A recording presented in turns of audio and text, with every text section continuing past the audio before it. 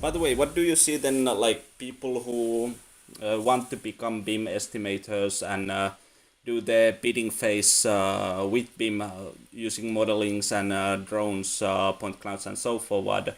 What kind of pitfalls or um, common mistakes happens when doing the estimations with BIM?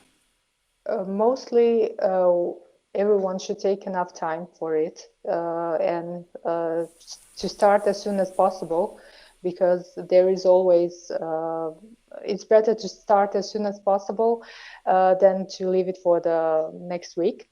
So that's for sure. It's always important to know who is the participant in this project, and so they have the right tasks between them, properly divided. Also for the participant, it is very important to know the standard of the project. How much time do you have, and how deep into the details they have to go. So that's also what we have to do. It's always, as I already mentioned it a couple of times, it's always good at the beginning phase to clear up all the misunderstandings, because there are always. And for everyone to ask the questions when you are even starting the project.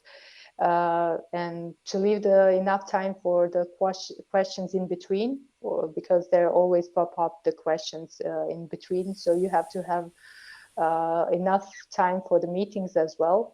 Yeah, so that's mostly it. And of course, at the end, I try to have enough time to check the project. I even do it twice, because I'm just like that. But yeah, to leave enough time to check the project, because there is always something at the end. Something Yeah. doesn't function at the end. I can remember the first project I did, BIM cost estimations, because it was all about you just make the models and then you just push the button that print me the quantities. And Yeah.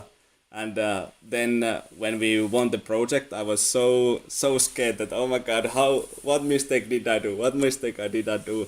So it's it's double checking is something Yeah. that like it's a own challenge. That's by making our models, or then also like what we are now is investigating is that the Rhino and Grasshopper, because like Okay. at least in Finland, the time for formulating the bid is usually something like 1 month to 2 weeks. So you Yeah, have only a that's the couple of same weeks thing. time to really form The a same thing. price. Yeah, I mean that's then when you bring the beam on it, it's just so much, so fast, how to say, too fast, too soon to really Yeah. produce everything. Yeah. So that's why we are looking for something like that. We would have only like the zoning map, and then we would have the geometric lines of each road or rail, and then Mm-hmm. we could just using parameters with the Grasshopper automate that it would automatically model us each layer of the earth, and then we could just Okay. push the button and get the masses. Mm-hmm. Like just Okay. trying to automate it and make it how to say reliable, because then Yeah. another option is that we either model it ourselves or then we trust what we get from the design, and usually, at least on my experience, what we get from the design is it's not very good quality. It's like it's more visual than accurate, as you said. Yeah, that's our experience as well. That's why we do our own model.